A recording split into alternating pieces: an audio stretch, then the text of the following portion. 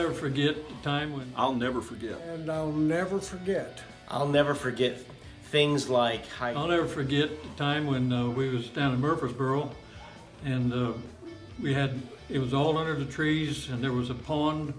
Well, it was more like a swamp that was on the grounds, and they used it for baptismal sometimes, but it was mainly just a breeding ground for mosquitoes, big enough to carry you off.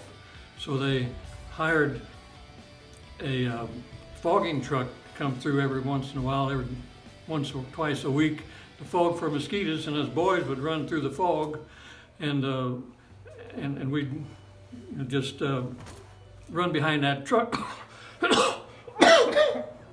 And we had people say, that's going to kill you, that's not good for your health, but I'm here to tell you it didn't bother me at all. I'll never forget a lot of things at camp, but one thing that will always stick in my mind, Brother Billy Cole came and was preaching the camp meeting and told us that we could have the same outpouring of the Holy Ghost as they did on the day of Pentecost.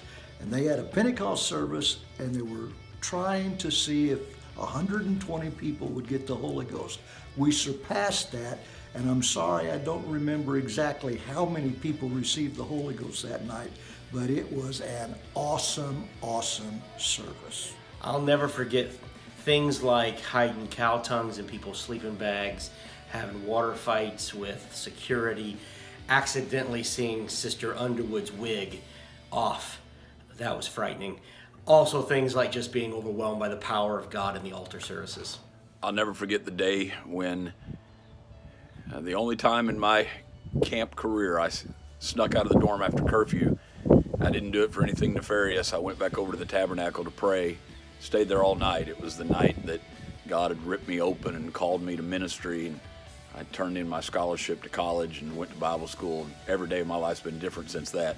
I'll also never forget the day I looked up in the cafeteria into a pair of hazel eyes that I ultimately looked at one day and said, I do.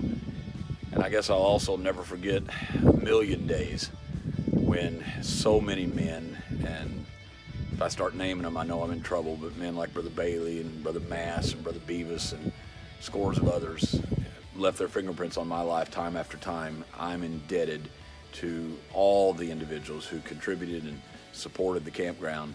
My life is different because of that place.